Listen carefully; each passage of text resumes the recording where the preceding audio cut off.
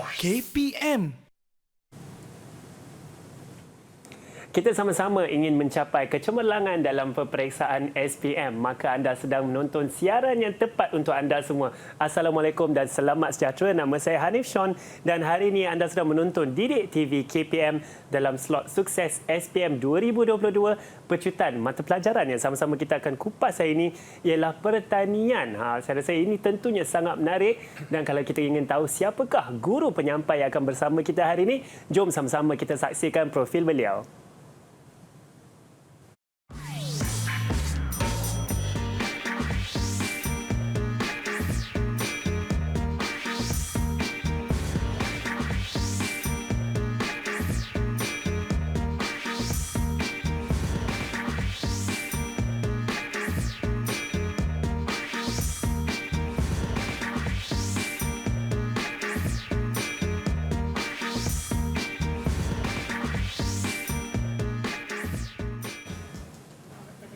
Baiklah, kita sudah saksikan siapakah guru penyampai kita. Sebelum saya menjemput guru kita, tentunya bersama kita juga ada juru bahasa isyarat iaitu Cikgu Rohaya. Assalamualaikum Cikgu Rohaya. Saya rasa Cikgu Rohaya hari ini sama-sama kita nak belajar ya Cikgu, mata pelajaran pertanian. Cikgu Rohaya juga ingin bersama kita hari ini dan tentunya guru penyampai yang akan mengajar kita mengenai pertanian iaitu Cikgu Fazrin. Assalamualaikum Cikgu. Waalaikumsalam. Cikgu, apa khabar hari ini Cikgu? Sihat, Nif. Alhamdulillah okay. Cikgu. Cikgu, saya pasti banyak tips yang Cikgu akan kongsi kepada murid-murid kita yang sedang menonton sekarang untuk sama-sama kita mencapai kecemerlangan dalam SPM 2022 Cikgu. Okey, insya-Allah ini kita akan lihatlah pecutan untuk bagi mata pelajaran pertanian untuk menghadapi SPM 2022. Baik, boleh kita mulakan pembelajaran kita Cikgu? Boleh. Okey, seperti biasa Sean, Hanif, sebelum saya mulakan saya akan bagi teka-teki dululah. Okey apa beza bateri dengan pensel? Beza bateri dan pensel Cikgu. Ya. Bateri ialah sel kering yang ada tenaga. Okey. Pensel alat menulis Cikgu. Ini kita bagi teka-teki gurau lah, secara gurauan lah. Okey, bateri lebih pandai lah. Bateri lebih pandai sebab apa? Sebab bateri 2A, 3A. Kalau pensel dia tak ada A, dia B. 2B, HB. Jadi bateri lebih pandai. Okey. Itu gurau-gurau je, Hanif. Okey. Saya suka jawapan ni Cikgu. Baiklah. Okey, saya teruskan dengan pecutan kita pada hari ini. Okey, untuk mata pelajaran pertanian. 3729/1. Okey, seterusnya kita lihat pada buku teks lah, pengenalan pada buku teks. Ini adalah yang telah pelajar calon-calon SPM telah belajarlah selama 2 tahun di tingkatan 4 dan 5. Okey, kita pergi kepada penjenamaan semula mata pelajaran pertanian sejak 2017.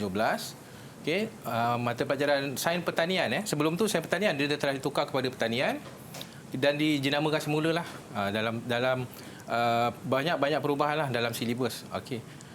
Seterusnya format pentaksiran bagi mata pelajaran pertanian. Okey, yang pertama adalah jenis instrumen. Bagi kertas 1, instrumennya adalah ujian subjektif lah pada bahagian A dan B. Pertanian ni ada dua paper. Paper 1 dan paper 2. Paper 2 ni kita lebih kepada kerja khusus. Jadi pelajar akan buat kerja khusus semasa PDPC lah dan di luar lah, ada guru yang buat di luar jugalah. Okey, seterusnya kita tengok pada bilangan bahagian soalan. Untuk bahagian A kita ada 20 soalan dan untuk bahagian B kita ada 4 soalan. Semua wajib dijawablah. Maknanya 24 soalan semuanya wajib dijawab oleh calon-calon. Okey, jenis item pada bahagian A adalah respon terhad, sementara bahagian B adalah respon terbuka. Nanti saya terangkanlah kita akan tengok pada bahagian A, nanti saya akan terangkan bagaimana dikatakan respon terhad dan bagaimana dikatakan sebagai respon terbuka. Okey, wajarannya adalah 70% bagi kertas 1 dan 30% bagi kertas 2. Maknanya kerja khusus yang pelajar buat tu dia akan dapat maksimum 30% lah. Okey, dan dia akan bawa kita akan campurkan dengan kertas 1 dan dia akan menjadi sebanyak 100 markah lah. Okey, tempoh masa menjawab 2 jam 30 minit bagi kertas 1. Sementara kerja khusus ni dia ada tempoh lah pelaksanaan dia. Bagi fasa 1 untuk tingkatan 4 dan fasa 2 untuk tingkatan 5. Okey, seterusnya kita tengok konstruk. Bagi bahagian A, konstruk dia mengingat dan memahami. Sementara bahagian B ni banyak konstruk lah. Okey, bagi pentaksiran pusat, kertas 2, kemahiran komunikasi amali. Ini pentinglah. Bila pelajar buat, dia akan dapat markah yang mencari markah yang semaksimum mungkinlah untuk dia campurkan dengan kertas satu. Okey, seterusnya bagi alatan seperti biasalah, kertas satu ni kita ada pengiraan lah. Kita ada pengiraan, jadi kalkulator sangat diperlukan lah untuk menjawab kertas satu. Okey, seterusnya adalah kaedah penskoran. Bagi kertas satu adalah secara analitik. Bagi kertas dua adalah rubrik penskoran. Okey, ini adalah kandungan modul bagi mata pelajaran pertanian. Bagi tingkatan 4 ada 2 modul lah. Tingkatan 5 pun ada 2 modul. Tingkatan 4, modul yang pertama sains tanah. Modul yang kedua pengeluaran poultry. Bagi tingkatan 5 pun ada 2 modul. Modul ketiga adalah sains tumbuhan dan keempat pengeluaran tanaman. Okey, jadi saya nak tanyalah apa penonton di rumah, calon-calon SPM pertanian di rumah, apakah sasaran anda untuk mata pelajaran pertanian ni bagi SPM 2022? Adakah anda dah bersedia, dah cukup bersedia untuk menjawab kertas pertanian? Okey, seterusnya kita tengok pada pembahagian markah seperti yang saya cakap tadi Hanif. Ya, cikgu. Bagi kertas 1 70%, bagi kertas 2 sebanyak 30%. Jadi bila digabungkan dia akan mencapai markah maksimum 100% lah. Jadi guru-guru dan pelajar-pelajar sebenarnya boleh membuat perbincangan untuk bagaimana untuk kita menghasilkan markah yang semaksimum mungkin lah dalam mata pelajaran pertanian inilah. Saya setuju tu cikgu, dan saya pasti seperti yang cikgu katakan tadi, guru-guru dan murid-murid di rumah bolehlah melakukan sasaran tersebut ya cikgu, dan insya-Allah kalau boleh kita nak dapat markah paling tinggi, kita cuba sasar 100%. Saya pasti itu boleh untuk murid-murid kita yang sedang menonton sekarang. Tapi sekarang kita akan berehat sebentar dulu. Banyak lagi guru penyampai kita akan berkongsi dengan kita hari ini mengenai pertanian untuk sukses SPM 2022 Pecutan. Terus bersama kami di Didik TV KPM. Didik TV KPM.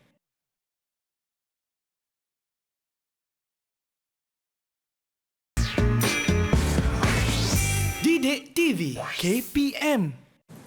Selamat sejahtera semua. Anda sedang menonton Didik TV KPM. Sekarang kita dalam slot sukses SPM 2022 Pecutan. Dan kita sedang belajar mata pelajaran pertanian. Bersama saya ialah Cikgu Fazrin. Dan dalam segmen ini, Cikgu Fazrin akan memberikan fokus mengenai bahagian A untuk kertas pertanian ni, Cikgu ya. Okey. Kita sambung Hanif. Silakan, kita sambung Cikgu. pada bahagian A. Okey, bagi kertas masih dalam kertas 1 bahagian A, terdapat 20 soalan bagi bahagian A. Bentuk soalan adalah soalan struktur iaitu respon terhad. Apa yang dikata respon terhad ni? Respon terhad ini ialah bentuk soalan yang murid mesti menjawab mengikut fakta. Okey, contohnya saya akan tunjukkan sebentar lagi lah dalam contoh-contoh soalan yang ada, bagaimana untuk kita apa yang boleh, apa yang tidak boleh pelajar jawab. Okey, setiap soalan membawa markah 1 sehingga 4. Sementara jumlah markah bagi bahagian A adalah sebanyak 50 markah. Bentuk soalan bagi bahagian A, yang pertama adalah isi tempat kosong, yang kedua melakar, melabel urutan, prosedur, seterusnya melengkapkan jadual, menghitung, dan yang terakhir adalah analisis data. Okey, sementara konstruk pada bahagian A adalah terminologi, fakta, urutan, pengelasan, kriteria, metodologi, dan yang terakhir prinsip dan generalisasi.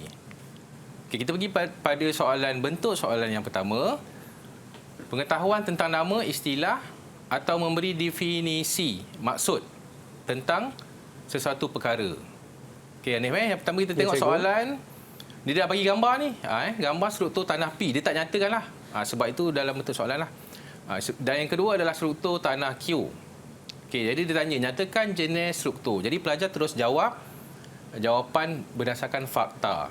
Pelajar tak boleh tulis selain daripada berlapis lah. Itu dikatakan respon terhad. Maknanya jawapan dia adalah terhad. Kalau pelajar jawab selain daripada berlapis, itu dah dikatakan tidak betul. Okey. Okey, jadi murid-murid di sekolah nanti boleh bertanya pada gurulah bagaimana untuk menjawab soalan respon terhad ini dengan betul. Yang kedua adalah butir rapor. Okey, jadi kalau murid-murid jawab selain daripada butir rapor, salahlah. Itu dikatakan sebagai respon terhad. Okey, seterusnya pengetahuan tentang maklumat am atau khusus, satu perkara seperti fungsi, kaedah atau tujuan. Okey, maknanya di sini kita dapat lihat lajah 5 menunjukkan alat mekanisasi ladang, ya. Nyatakan fungsi alat itu. Okey, jadi murid-murid perlu melihat kepada soalan dengan jelas. Kadang-kadang murid-murid ni dia tak baca soalan dengan jelas, dia terus jawab. Dia terus jawab nama, dia tak bagi fungsi. Jadi murid-murid kena tengok soalan dengan betul. Apa yang dia minta. Contoh, okey, soalan yang pertama, memecah, menghancur, menggembur tanah. Okey, jawapan yang kedua, memotong, mengangkat, memecah, membalikkan tanah. Okey, seterusnya kita tengok soalan fakta yang kedua, fungsi bahagian yang berlabel. Okey. Yang pertama, laluan pergerakan keluar dan masuk air dan gas. Yang kedua, mengelak tisu daripada kekeringan ataupun pelindung kepada lapisan dalaman. Ini jawapan yang murid-murid boleh nyatakanlah. Cikgu, seperti yang cikgu katakan di situ, kata kunci yang kita kena perhatikan ialah nyatakan fungsi, cikgu. Ya, betul. Bukannya nama struktur, nama bahagian. Ya, betul. Ya? Kadang pelajar murid ni dia tak nampak dengan jelas. Soalan tu dia tak baca, dia terus jawab. Dia nampak gambar, dia terus jawab. Jadi murid-murid kena pastikanlah soalan tu meminta nama ataupun fungsi. Okey, seterusnya kita pergi kepada soalan berkenaan urutan pengetahuan tentang sesuatu proses, aktiviti atau tindakan. Okey, di sini pun sama. Jadi pelajar murid mesti tahulah secara tersusun apakah jawapan kepada soalan tersebutlah. Okey, sini jawapannya adalah pengeluar kepada pemborong, kepada peruncit dan pengguna. Okey, soalan urutan seterusnya. Aktiviti pasca tuai tanaman sayur-sayuran. Jadi murid-murid mesti lengkapkanlah secara urutan apa yang perlu, jawapan yang perlu diisi di tempat yang disediakanlah. Okey. Lepas menggrade. Jadi murid pun dah tahulah lepas menggrade, takkan kita simpan dulu, kita grade simpan dulu baru grade. Mesti lepas grade baru kita simpan. Jadi kata kunci dia sebenarnya di proses-proses yang dinyatakan pada soalan tu pun dan sendiri pun dah ada jawapan bagi soalan-soalan. Okey, seterusnya urutan yang seterusnya, langkah penghasilan baja organik. Jadi murid-murid perlu tahulah. Sebenarnya kita dah boleh lihat jawapan yang betul sebenarnya pada soalan yang dinyatakan. Okey, jadi murid-murid kena bijak. Kita boleh lihat jawapan-jawapan yang sebenarnya ada, tapi kita perlu lihat dengan baik untuk menjawab.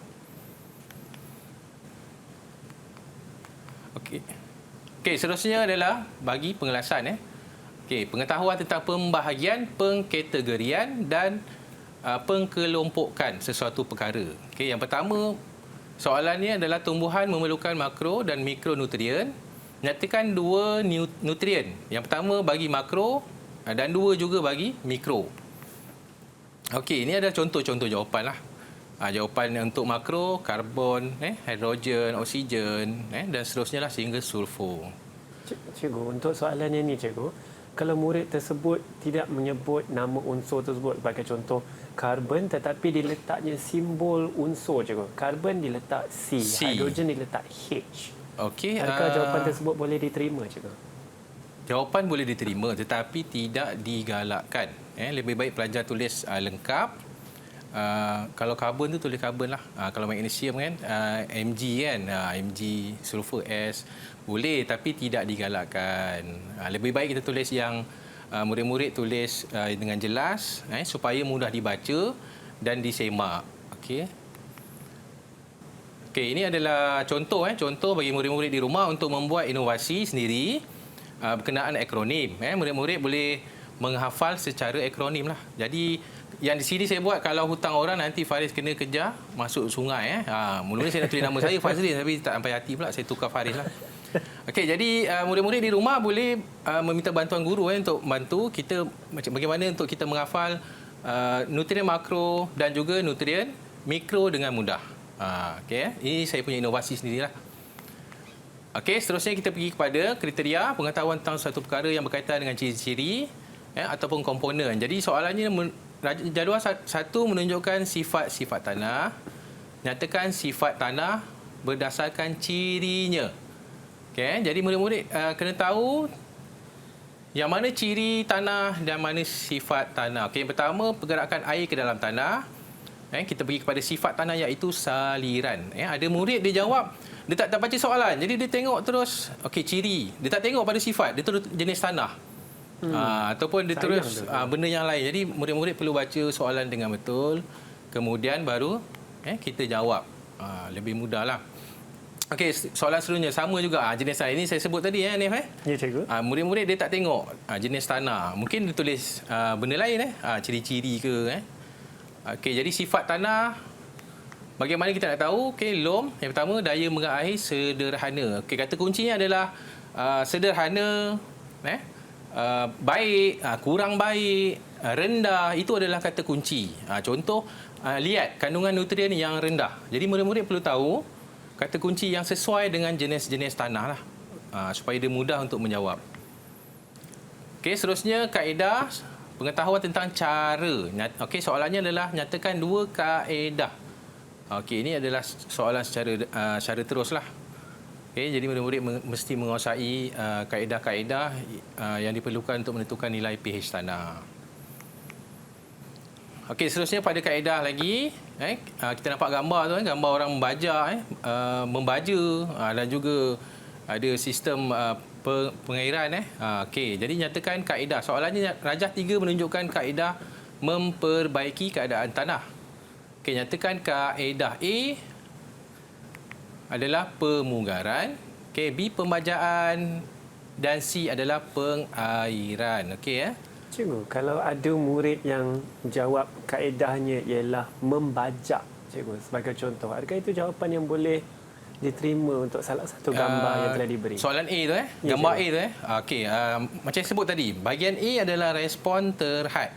Okey, jadi jawapan mesti berdasarkan fakta. Murid-murid mesti menyatakan jawapan secara fakta. Kalau dia jawab selain daripada pemugaran, jawapan dia adalah salah lah. Dia tulis membajak ataupun dia tulis menggunakan mesin bajak, itu jawapan yang salah lah. Okey, jadi murid-murid mesti nyatakan kaedah dengan fakta yang betul. Okey. Okey, kita pergi kepada soalan melibatkan kebolehan kognitif, penggunaan pengetahuan. Okey, soalannya adalah S dan T adalah 2 jenis baja kimia. Hitungkan kuantiti nutrien K. Ini soalan terus berkenaan pengiraan baja. Jadi murid-murid mungkin dah ada formula masing-masing untuk mengira, untuk membuat pengiraan baja. Sebab banyak banyak kaedah yang telah diperkenalkan oleh guru-guru di seluruh Malaysia berkenaan pengiraan nutrien pengiraan baja. Okay, jadi murid-murid boleh berbincang dengan guru lah kaedah mana yang sesuai, ataupun murid ada kaedah sendiri untuk kita mengadakan formula kita sendirilah untuk memudahkan pengiraan. Okey, ini masih dalam soalan pengiraan. Rekod berat seekor puyuh, hitungkan pertambahan berat badan. Okey, jadi kita tengoklah berat badan kita tolakkan 300 gram semasa dijual dan juga semasa menetas. Okey, kemudian NPM. NPM pun ada formulanya tersendirilah. NPM pun ada formula tersendiri. Jadi murid-murid perlu kuasai formula-formula tersebut, sama ada formula pengiraan baja, NPM. Okey, seterusnya. Baiklah cikgu, saya rasa cikgu telah berkongsi begitu banyak teknik menjawab untuk bahagian A mengikut konstruk yang sesuai dengan soalan tersebut, cikgu. Okey. Dan sekarang kita akan berehat sebentar. Tentunya banyak lagi Cikgu Fazrin akan berkongsi dengan kita mengenai mata pelajaran pertanian dan juga teknik-teknik menjawab soalan SPM. Kita akan berehat sebentar. Pastikan anda terus bersama kami di Sukses SPM 2022 Pecutan di Didik TV KPM. Didik TV KPM.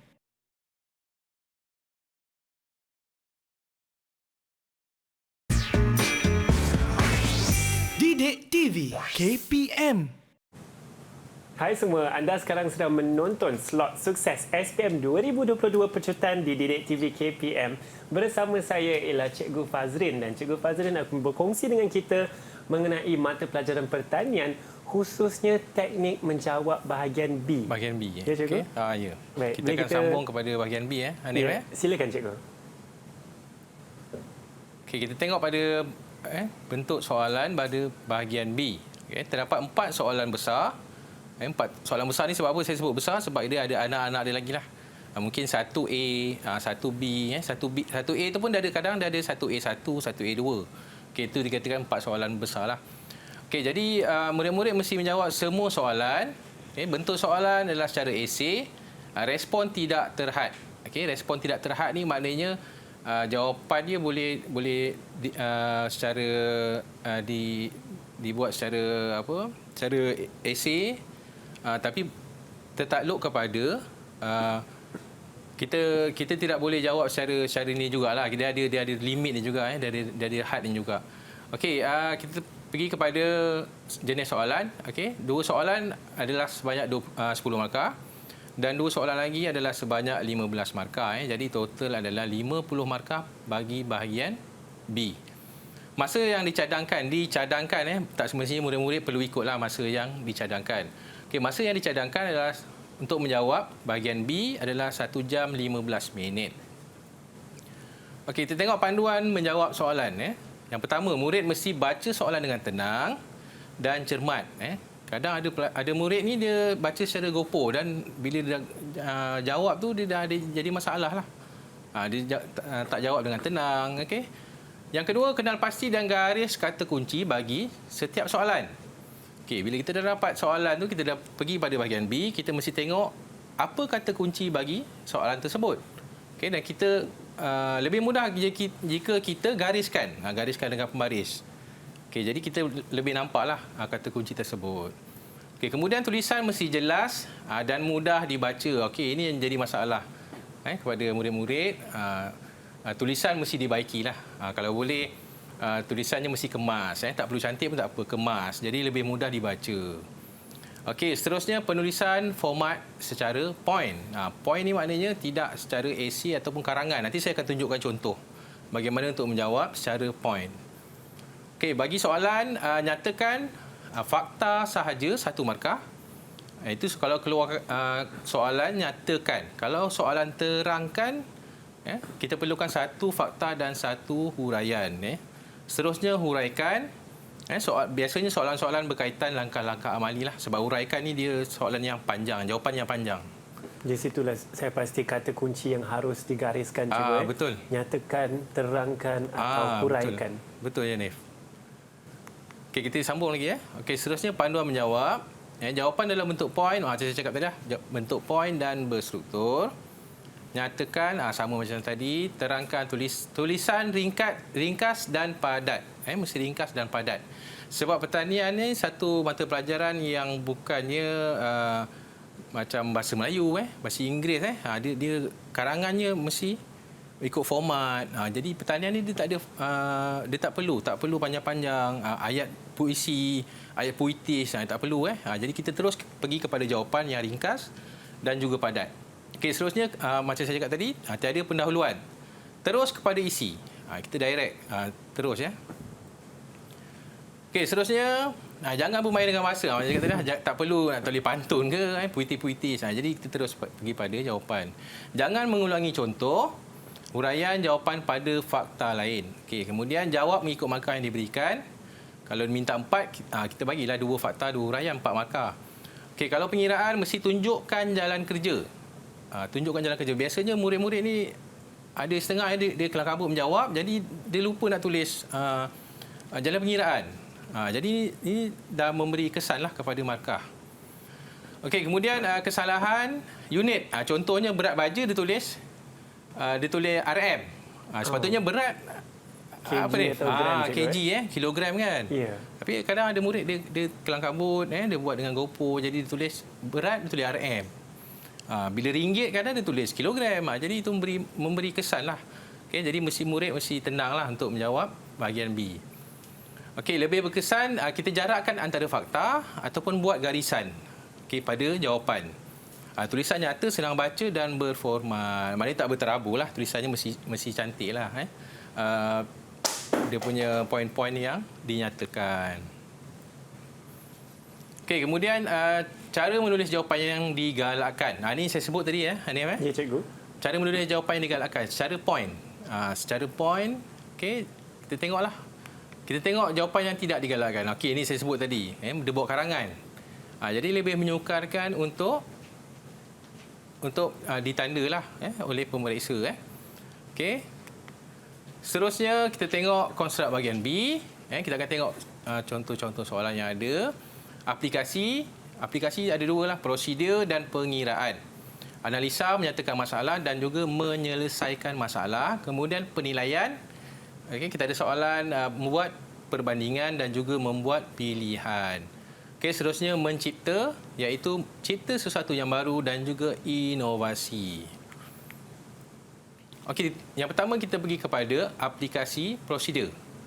Okey, contoh soalan yang ada yang dinyatakan di skrin, kebolehan menggunakan prinsip dan generalisasi pada satu masalah dan situasi baru. Okey, contoh soalan Rajah 2 menunjukkan salah satu langkah bagi menghasilkan baja organik.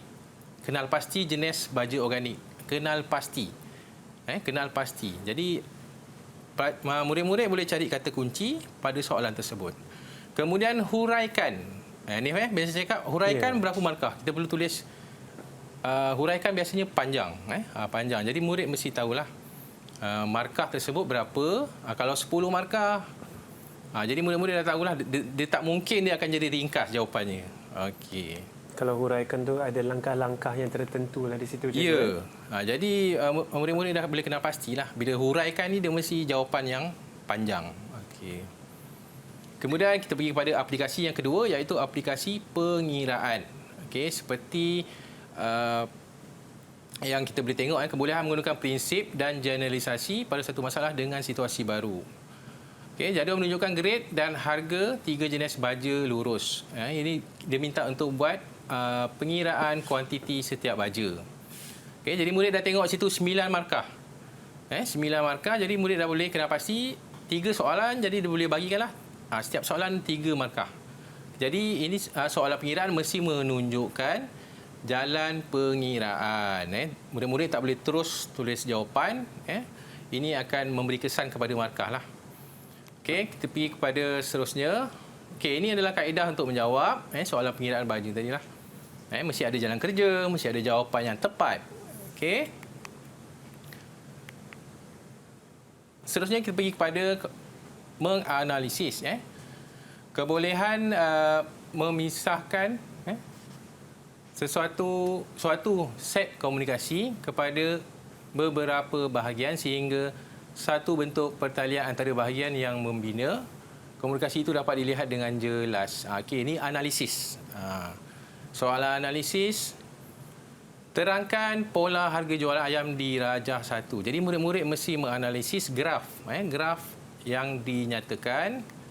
Okey, bagaimana untuk kita mendapatkan jawapan yang betul? Okey, ini adalah jawapan yang dicadangkan. Pada bulan Januari dan Februari, harga jualan ayam tetap pada harga RM6.50. Okey, apa yang saya lihat, murid-murid sebenarnya takut untuk menjawab soalan analisis ni. Kebanyakan murid memang takut untuk menjawab soalan analisis sebab dia anggap jawapan ni sukar dan susah. Sebenarnya mudah. Sebenarnya soalan analisis sangat mudah. Murid-murid lihat pada graf dan tukarkan graf itu kepada perkataan. Okey? Macam yang kita lihat ni Hanif. Ya, cikgu. Jadi murid-murid tengok graf, tukar kepada perkataan. Jadi dia dah mendapat jawapan yang betul. Jadi tak perlu takut. Apa yang saya lihatlah sepanjang pengalaman saya mengajar, murid-murid sangat takut untuk soalan analisis. Okey, jadi tak perlu takut. Kita yakin dan kita keluarkan apa yang ada di graf itu, kita nyatakan dalam bentuk ayat. Okey? Seperti yang cikgu katakan, kita hanya perhatikan apa yang telah diberikan di sana dan kita berikan interpretasi kita. Ya, betul. Perkataan yang sesuai ni, interpretasi. Ya. Okey, sangat bagus. Okey, jadi macam ni cakap tadi lah. Kita mengeluarkan apa yang ada di graf tu dan kita nyatakan dalam bentuk ayat. Sangat mudah sebenarnya, tapi pelajar murid kita ni takut dia takut nak menjawab soalan analisis ni. Tapi saya pasti ramai yang lebih berani lepas ni cikgu, lepas kita dah belajar ni. InsyaAllah. Okey, seterusnya kita pergi kepada menilai kebolehan membuat pertimbangan dengan menggunakan kaedah kriteria atau standard untuk menentukan sesuatu yang dihasratkan. Okey. Contoh soalan berdasarkan jadual 6 nyatakan pulangan modal yang tertinggi. Okey, ini pun sama soalan yang murid sangat takut untuk jawab. Okey. Jadi sepatutnya lebih mudahlah sebab kita boleh lihat, boleh baca di dalam jadual yang diberikan dan kita keluarkan dalam jawapan dia dalam bentuk ayat.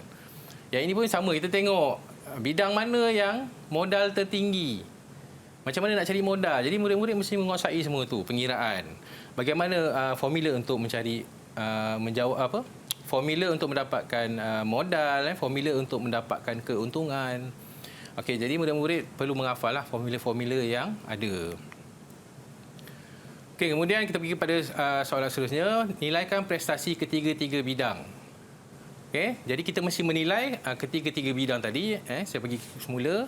Kita melihat kepada graf, murid-murid mesti merujuk semula graf gambar rajah jadual yang telah diberikan dan kita nyatakan di dalam ayat. Okey, contoh jawapan bidang usaha cili paling tinggi keuntungan iaitu 8,000 berbanding terung dan kobis. Okey, murid-murid jadi lebih mudahlah sebenarnya kalau kita baca soalan dengan baik, kita lihat jadual yang diberikan dengan baik, insya-Allah lebih mudah untuk kita menjawab. Soalan menilai seterusnya, hitung pulangan modal. Yang kedua, menggunakan baju kimia NPK, menggunakan baju organik.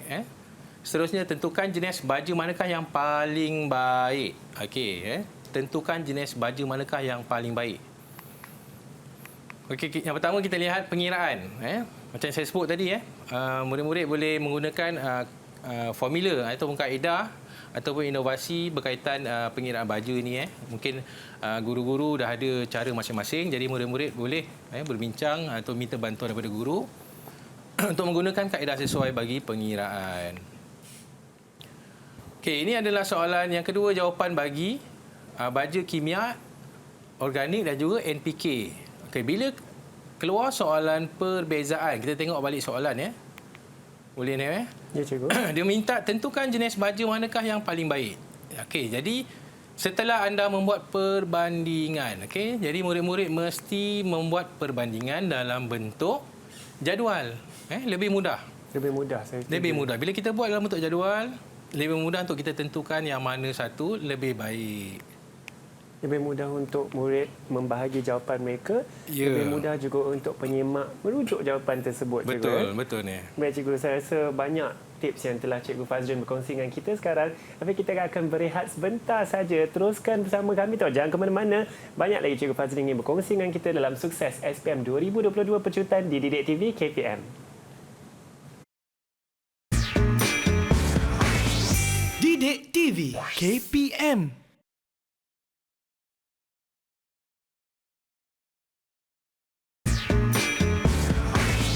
Didik TV KPM.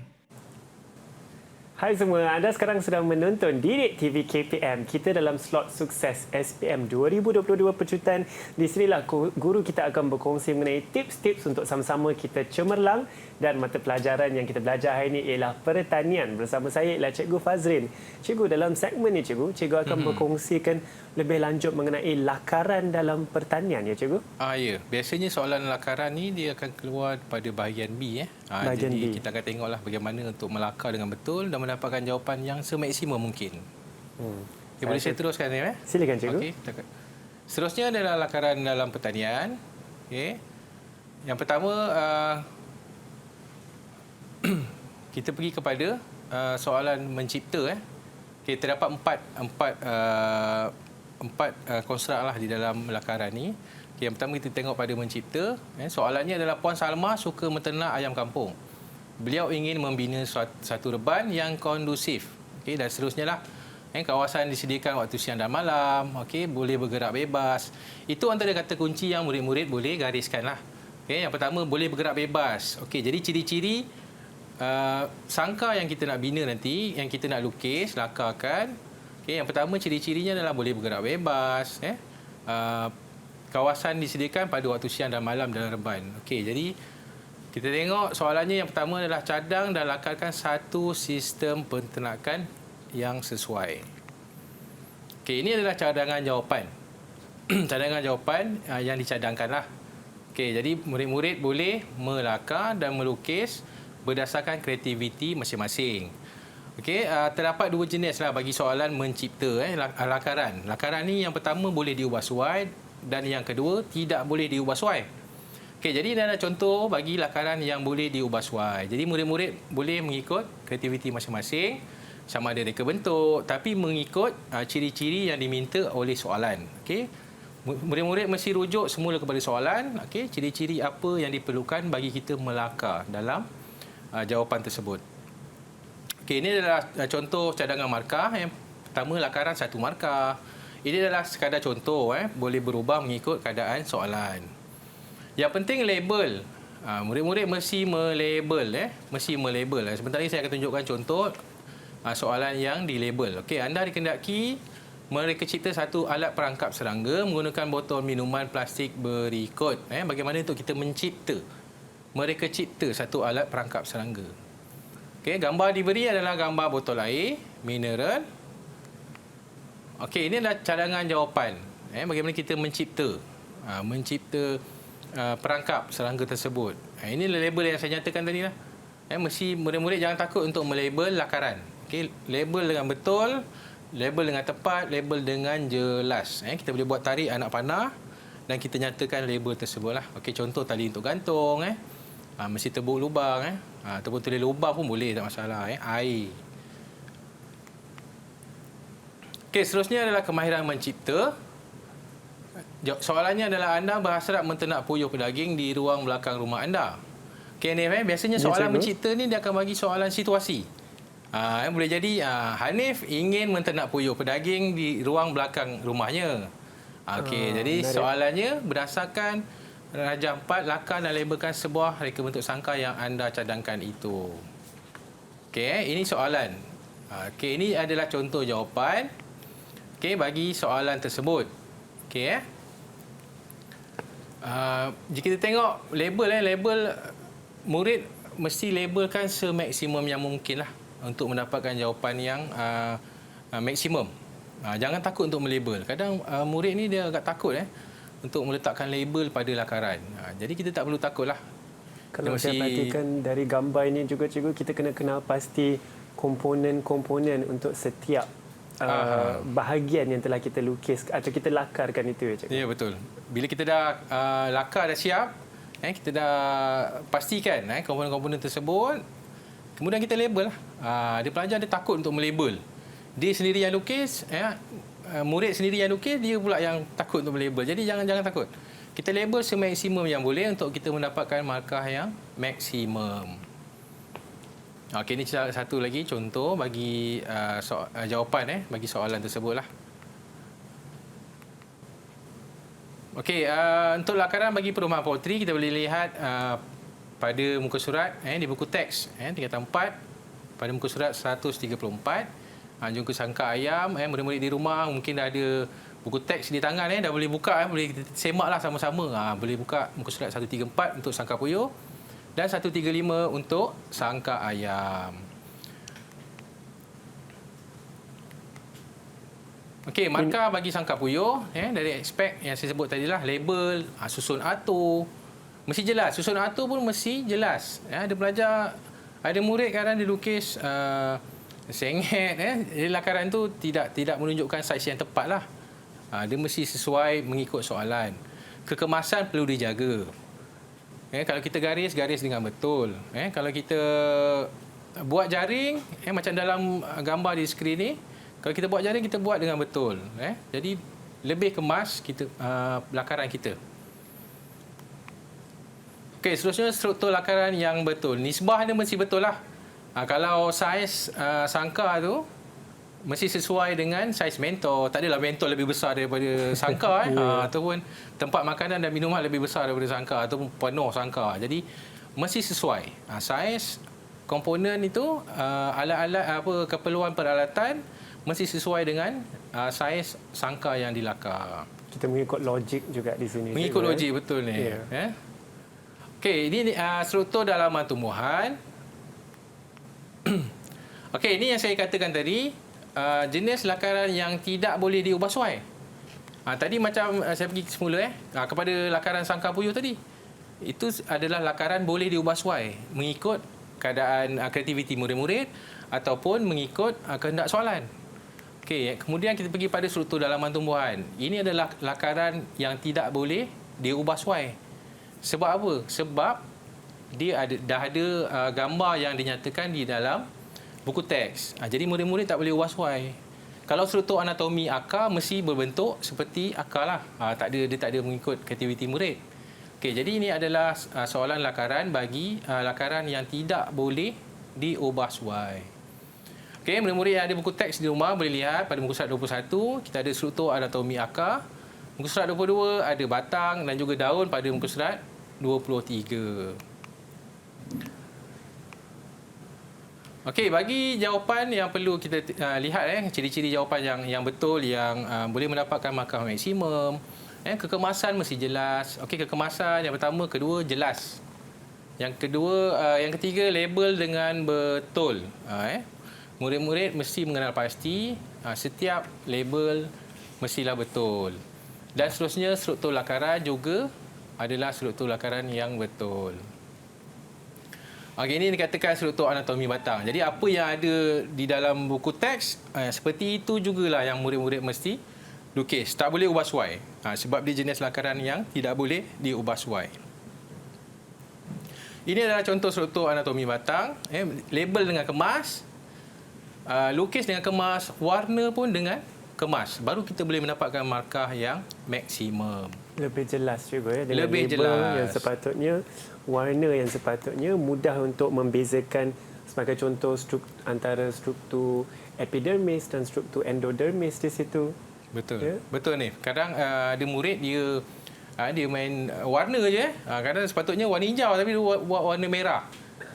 Itu adalah jawapan tidak digalakkanlah salah lah. Jadi tidak mengikut spesifikasi jawapan yang betul lah. Nanti label yang pertama saya tekankan kat sini label. Jangan takut untuk melabel murid-murid. Kita kena berani untuk melabel. Kalau salah kita dah cuba yang terbaik. Kalau betul alhamdulillah rezeki kita. Okay, jadi murid-murid mesti pastikanlah label dengan betul. Seterusnya kita pergi kepada reka bentuk sistem penanaman. Okay, reka bentuk sistem penanaman yang pertama hidroponik NFT. Kita boleh lihat kalau murid-murid ada di buku teks di rumah kita boleh tengok pada muka surat 104. 106 bagi hidroponik dan juga 108 bagi vertigasi. Ini adalah contoh lakaran bagi sistem hidroponik NFT. Lihat bagaimana dia melabel bagaimana lakaran tu dilabel. Okey, yang kedua bagaimana susun atur sistem tu sendiri, adakah mengikut spesifikasi jawapan yang dikehendaki. Kemudian kekemasan. Kalau ni tengok kemas ni tak? Kemas juga. Kemas jadi ini boleh Jelas. jadikan contoh yang baiklah. Kalau saya perhatikan dengan sekali seimbas lalu pun saya rasa agak kemas dan juga ada anak panah di situ cikgu yang saya sendiri akan faham bagaimanakah air itu tersalur cikgu mengalir. Itu dialihkan ke mana jadi inilah salah satu contoh lakaran yang jelas lah untuk pelajar ikut, untuk murid ikut. Okey, seterusnya struktur lakaran mesti struktur yang betul. Okey, jadi murid-murid dah tahu sebenarnya bagaimana untuk kita mendapatkan markah yang maksimum. Ini contoh bagi sistem vertigasi. Markah sama juga dari si aspek label, susun atur, kekemasan. Memang tak lari. Aspek-aspek tersebut memang ada bagi setiap lakaran. Jadi murid-murid dah tahu. Soalan apa pun yang keluar kita mesti lihat dari segi aspek.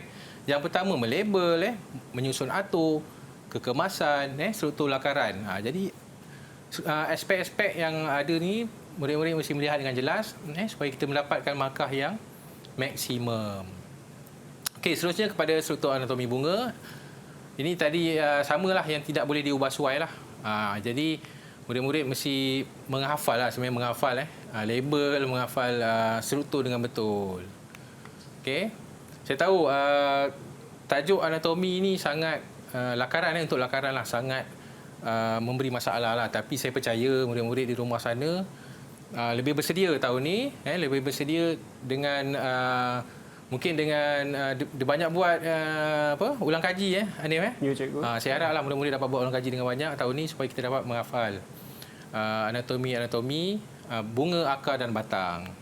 Okey, markah pun sama ya. Ya. Minta maaf, silakan cikgu. Okey, saya sambung markah dari segi aspek pun sama macam lakaran tadi. Label, susun atur, kekemasan, struktur lakaran yang betul. Memang tak lari. Kalau soalan berkenaan lakaran, aspek-aspek ini akan diberi perhatian lah. Seperti gambar yang bunga tadi pun cikgu, saya rasa Baik. menarik kerana ada gambar bunga yang jelas di tengah dan juga diberikan pengkhususan kepada organ pembiakan jantan di sebelah kanan cikgu situ dan juga organ pembiakan betina di sebelah kiri cikgu Betul untuk gambar ini. lakaran dia memang jelas lah. Jadi ini antara contoh cadangan jawapan yang boleh mendapat markah yang maksimum lah. Okey, cadangan Okey, seterusnya kita sambung kepada sistem aeroponik. Markah juga kita lihat. Markah yang pertama label. Sama juga, dia tak lari susun atur, kekemasan dan juga struktur lakaran yang betul. Okey, jadi murid-murid mesti menyatakan dengan jelas lah kalau dia buat timer tu dalam bahasa Inggeris kita panggil timer lah. Apa masa tu mesti betul lah. Mesti betul, okey, dan mengikut spesifikasi yang sesuai lah dengan kehendak jawapan, kehendak soalan. Kita sudah pun sampai ke penghujung rajang. Cikgu ada sedikit kata-kata setuju. Sebelum saya habis macam biasa saya akan bagi pantun lah. Mungkin Silakan, nak beli boleh Okey, kalau mencari buah asam biar lebih jangan berkurang, rajin berusaha siang dan malam, tangga kejayaan pasti datang. Wow, cikgu, saya rasa itulah yang terbaik cikgu. Saya pasti cikgu ada juga pesanan kepada murid-murid di rumah calon-calon SPM kita cikgu. Okey, bagi murid-murid calon-calon SPM pada tahun ini, saya harap semua dah bersedia untuk kertas pertanian 3729 sop 1. InsyaAllah segala usaha pasti akan mendatangkan kejayaan. Jangan berputus asa, teruskan mengulang kaji untuk SPM 2022. Saya doakan semua calon-calon yang mengambil mata pelajaran pertanian semua lulus dengan cemerlang, mendapat markah yang cemerlang. Saya boleh kredit sikit tak untuk rakan-rakan saya yang banyak membantu saya.